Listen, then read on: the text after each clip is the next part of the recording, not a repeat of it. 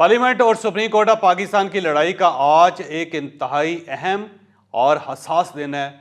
आज के दिन किसी एक की कैजुअलिटी हो सकती है, या आज गवर्नमेंट गई या फिर चीफ जस्टिस ऑफ पाकिस्तान का ओहदा गया।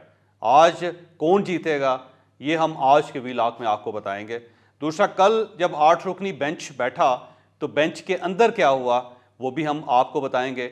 और तीसरा, गवर्नमेंट ने चीफ जस्टिस ऑफ पाकिस्तान को फारग करने का फैसला कर लिया है। अब 2 तरीके उसके लिए तजवीज़ किए गए हैं। वो 2 तरीके क्या क्या हो सकते हैं ये भी हम आज के व्लॉग में आपको बताएंगे।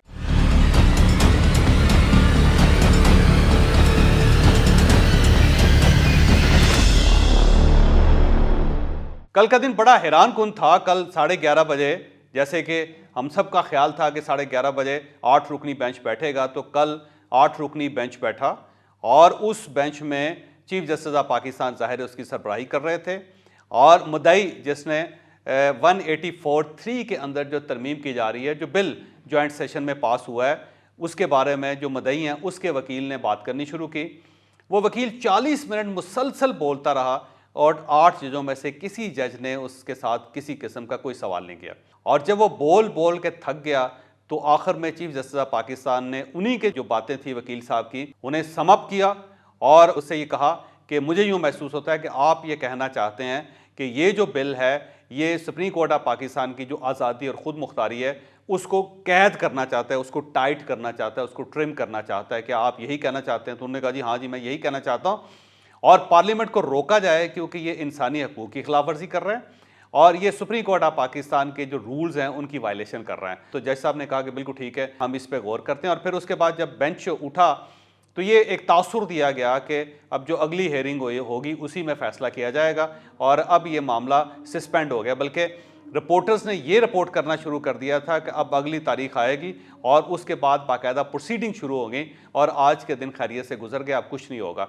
लेकिन फिर शाम 7 बजे अचानक स्टे आर्डर के बारे में एक फ़ैसला आ गया और फैसले में बड़ी डिटेल के साथ जिक्र किया गया कि हमें यह महसूस होता है कि सुप्रीम कोर्ट ऑफ पाकिस्तान के अख्तियारात को रोका जा रहा है या उनको सलब किया जा रहा है, तो हम ता हुक्म सानी एक स्टे आर्डर जारी करते हैं कि पार्लियामेंट इस बिल को ता हुक्म सानी बिल तस्लीम नहीं करेगी, ये इम्प्लीमेंट नहीं होगा और सदर साहब इसके ऊपर दस्तखत नहीं करेंगे। और उसके बाद ज़ाहिर स्टे आर्डर जारी कर दिया गया और साथ ही 2 मई का दिन तय कर दिया गया कि अगली हेयरिंग, अगली समाअत 2 मई को होगी।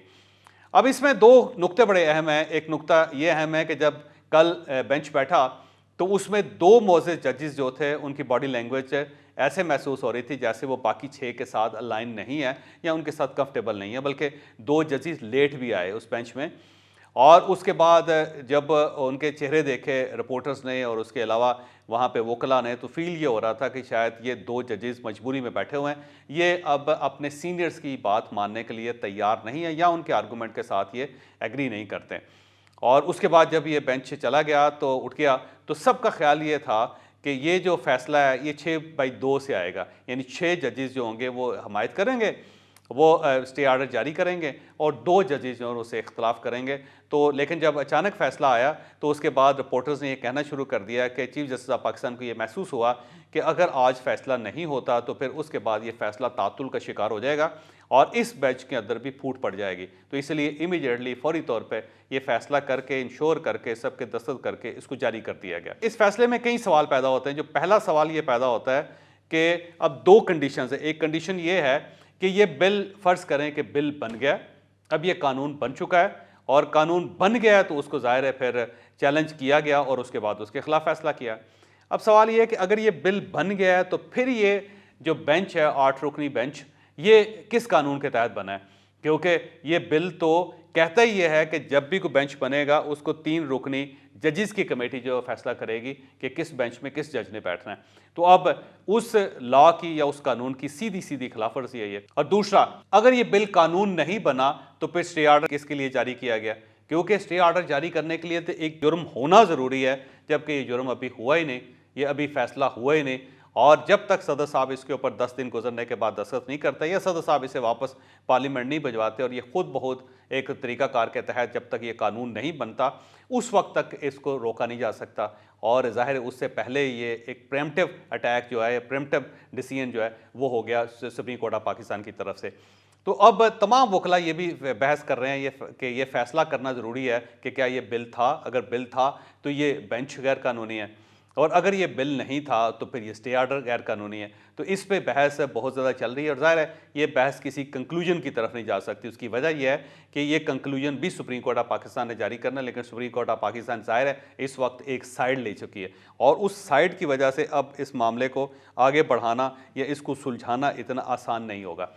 लेकिन इसके आने से पहले आपने देखा होगा कि पिछली रात पीडीएम की जो सेकंड टियर लीडरशिप है उसने एक प्रेस कॉन्फ्रेंस की थी और उसमें पीडीएम ने इत्तफाक राय से इस 8 रुकनी बेंच को रिजेक्ट कर दिया था, बल्कि वज़ीर कानून आज़म नज़ीर तारड़ साहब ने कहा था कि हम इस 8 रुकनी बेंच को नहीं मानते क्योंकि इसमें चुन के वो लोग रखे गए हैं कि जो हुकूमत के ख़िलाफ़ हैं और हम इसके ख़िलाफ़ इंतहाई मज़ाहमत तक जाएंगे, इंतहाई कदम तक उठाएंगे।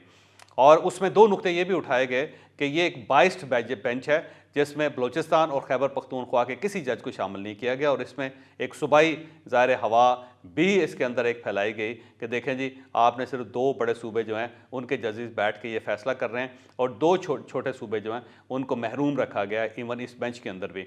तो ये भी एक सारा दिन डिबेट चलती रही, लेकिन ज़ाहिर है जब शाम को फैसला आ गया तो उसके बाद कोई चीज़ बचती नहीं है, कोई चीज़ ऐसी नहीं है कि जिसके बारे में कहा जा सके कि कोई गवर्नमेंट के प्रेशर में आए। तो अब chief justice of Pakistan government के प्रेशर में नहीं आ रहे, ना ही वो पार्लियामेंट के प्रेशर में आ रहे हैं। लेकिन आज के दिन याद रखिएगा कि 2 और बड़ी अहम पेशरफ्त हो रही हैं। एक पेशरफ्त तो ये है कि आज पार्लियामेंट का इन कैमरा इजलास होगा, अभी चंद घंटों के बाद वो स्टार्ट हो जाएगा और इसमें आर्मी चीफ और DGISI पार्लियामेंट को एतमाद में लेंगे। मेरा ख्याल ये है कि पूरी ब्रीफिंग के बाद पार्लियामेंट से ये इजाज़त ली जाएगी कि TTP के ख़िलाफ़ एक ऑपरेशन फ़ौज लॉन्च करना चाहती है और उसमें इन तमाम एलिमेंट्स को फ़ारिग करना चाहती है, निकालना चाहती है। तो उसके लिए सारे पार्लियामेंट पाकिस्तान से एक अप्रूवल चाहिए थी इस्टेब्लिशमेंट को, तो वो आज अप्रूवल भी हो जाएगी। सेकेंडली हो सकता है वहाँ पे कुछ सियासी फ़ैसले भी हों और उससे इन सियासी फ़ैसलों का ज़ाहिर आज के या कल के डिसीजंस के साथ बड़ा गहरा ताल्लुक़ होगा और इस्टेब्लिशमेंट आज पार्लियामेंट के अंदर जाके एक सॉलिडेरिटी का मुजाहरा भी करेगी, ये साबित करने की या एक इंप्रेशन देने की कोशिश करेगी कि रियासत पार्लियामेंट के साथ है। तो ज़ाहिर है इसका एक फ़ायदा भी होगा। दूसरा 14 अप्रैल है, तो आज ही के दिन पंजाब के अंदर नए इलेक्शन के लिए जो तौहीन अदालत का इशू है वो भी आज चीफ जस्टिस ऑफ पाकिस्तान के चैम्बर में डिस्कस होगा, क्योंकि आज के दिन चीफ जस्टिस साहब ने 4 सेक्रेटरीज़ को बुला रखा है। गवर्नर स्टेट बैंक को बुलाया हुआ है, सेक्रेटरी ख़जाना को बुलाया हुआ है, सेक्रेटरी इलेक्शन कमीशन को बुलाया हुआ है और शायद सेक्रेटरी दिफा जो है उनको भी बुलाया गया। तो अब इन सब से चीफ जस्टिस साहब पूछेंगे कि गवर्नमेंट फ़ंड क्यों नहीं जारी कर रही, और ज़ाहिर सेक्रेटरीज़ का यही जवाब होगा कि हमें मिनिस्टर्स इजाज़त नहीं दे रहे। मिनिस्टर्स क्यों इजाज़त नहीं दे रहे? क्योंकि कैबिनेट ने अप्रूव किया है कि आप फ़ंड जारी नहीं करेंगे इसके लिए। और साथ ही कायमा कमेटियों ने कल सेनेट की कायमा कमेटी ने और कौमी असम्बली की फाइनेंस की कायमा कमेटी ने भी दोनों बिल जो हैं वो रिजेक्ट कर दिए हैं कि 21 अरब रुपए की ग्रांट हम इन इलेक्शंस के लिए जारी नहीं कर सकते। तो ज़ाहिर वो ये प्ली लेंगे, लेकिन मेरा नहीं ख्याल कि चीफ जस्टिस साहब इसको तस्लीम करेंगे और ये भी गालिब इम्कान है कि जिस तेज़ी से फैसले हो रहे हैं तो चीफ जस्टिस साहब पाकिस्तान गवर्नमेंट की तरफ से कोई कदम उठाने से पहले पूरी गवर्नमेंट को फारिग कर दें, या वज़ीर-ए-आज़म को फारिग कर दें, या फिर वज़ीर ख़जाना को फारिग कर दें, या फिर पूरी कैबिनेट को फारिग कर दें। कोई ना कोई कदम ये भी उठाया जा सकता है और अगर ये कदम उठा लिया जाए तो उसके बाद एक नया क्राइसिस पैदा हो जाएगा जिसको कंट्रोल करना इतना आसान नहीं होगा। दूसरी तरफ गवर्नमेंट ने ये फैसला किया है कि हम चीफ जस्टिस ऑफ पाकिस्तान से एक ही बार जान छुड़ा लेते हैं और इसके लिए 2 कदम उठाने का फैसला किया गया। अब इन 2 ऑप्शंस में से गवर्नमेंट कौन सा ऑप्शन लेती है ये नहीं पता। पहला ऑप्शन तो ये है कि एक एग्जेक्टिव ऑर्डर के ज़रिए चीफ जस्टिस ऑफ पाकिस्तान के इख्तियार सलब कर दिए जाए, उनको फारिग कर दिया जाए, या उनको चीफ जस्टिसशिप की चेयर से उठा के उनकी जगह नए चीफ जस्टिस जो हैं काजी फायज़ ईसा साहब उनको अपॉइंट कर दिया जाए। अब सवाल ये कि क्या एग्जेक्टिव ऑर्डर के ज़रिए ये काम हो सकता है? इससे पहले एक नज़ीर मिलती है जब इफ्तिखार मोहम्मद चौधरी साहब को बहाल करने का आसफ अली ज़रदारी साहब के दौर में फ़ैसला हुआ था, तो उनकी बहाली एग्जेक्टिव ऑर्डर के ज़रिए हुई थी और ज़ाहिर है उनको बहाल भी किया गया। फिर उसके बाद वो चीफ जस्टिस भी रहे और फिर वो उसी एग्जेक्टिव ऑर्डर के ज़रिए चीफ जस्टिस रह के बड़े बड़े फ़ैसले करते रहे। फिर उसी तरह उस दौर के कुछ जजेस को भी एग्जेक्टिव ऑर्डर के ज़रिए बहाल किया गया था। तो जब एक एग्जेक्टिव ऑर्डर से एक चीफ जस्टिस को बहाल किया जा सकता है या अपॉइंट किया जा सकता है, तो फिर दूसरे चीफ जस्टिस को एग्जेक्टिव ऑर्डर के ज़रिए फ़ारिग भी किया जा सकता है, निकाला भी जा सकता है। ये जो गवर्नमेंट के वकला हैं वो वज़ीर साहब को ये बता रहे हैं। लेकिन सवाल ये है कि जब भी इस किस्म का एग्जेक्टिव ऑर्डर जारी किया जाएगा तो ज़ाहिर है उसके सामने भी सुप्रीम कोर्ट ऑफ पाकिस्तान खड़ी होगी और अगर चीफ जस्टिस ऑफ पाकिस्तान अपने इन 8 साथियों की मदद से उस एग्जेक्टिव ऑर्डर को भी फारिग कर देते हैं, उसे भी कॉलअदम करार दे देते हैं, तो फिर गवर्नमेंट के पास क्या ऑप्शन होगा। दूसरा जो ऑप्शन जिस पे गवर्नमेंट गौर कर रही है वो ये है कि वन टाइम एक बार के लिए चीफ जस्टिस ऑफ पाकिस्तान की मुद्दत मुलाजमत में 6 महीने की कमी कर दी जाए, उन्हें 6 महीने कम कर दी जाए, मुद्दत 65 साल के बजाय 64.5 साल कर दी जाए, और उसके साथ ही ज़ाहिर चीफ जस्टिस साहब रिटायर हो जाएंगे, और जब ये रिटायर हो जाएंगे तो फिर नए जब चीफ जस्टिस साहब आएंगे तो फिर इस आर्डर को वापस लेके और उसी मुद्दत को फिर 65 ईयर्स कर दिया जाए। अब ये पार्लियामेंट या गवर्नमेंट कर तो सकती है, इख्तियार तो उसके पास ये है, लेकिन फिर वही सवाल है कि क्या चीफ जस्टिस ऑफ पाकिस्तान या सुप्रीम कोर्ट ऑफ पाकिस्तान इस फैसले को मानेगी। अगर चीफ जस्टिस साहब इस फैसले को नहीं मानते तो फिर एक नई पोलराइजेशन शुरू हो जाएगी। तो मैं बदकिस्मती से आज ये कहने पर मजबूर हो गया हूँ कि जो ये जंग चल रही है ये पूरे पाकिस्तान को खा जाएगी खुदा ना खास्ता। अगर इसको कंट्रोल ना किया गया, अगर इस पोलराइजेशन को ना रोका गया, तो आप यकीन करें कि पाकिस्तान के मैक्सिमम अदारे तबाह हो जाएंगे, फ़ारग हो जाएंगे। इलेक्शन कमीशन हमने पहले फ़ारग कर दिया हुआ, पार्लियामेंट उसकी जो तकरीम है वो आपके सामने है, 2 सूबों के अंदर गवर्नमेंट हमने उड़ा दी है। इस्टेब्लिशमेंट के खिलाफ जो नैरेटिव इमरान खान साहब ने बनाया है उनको हमने दीवार के साथ लगा दिया हुआ है। एक सुप्रीम कोर्ट ऑफ पाकिस्तान बची थी, लेकिन सुप्रीम कोर्ट ऑफ पाकिस्तान भी जिस स्प्लिट का शिकार है, ये स्प्लिट पूरे पाकिस्तान को खा जाएगी। लिहाजा मेरी आपसे दरख्वास्त है कि खुदा खौफी करें, थोड़ा थोड़ा अपने कदम पीछे हटाएं और इसका कोई पीसफुल सलूशन निकालें।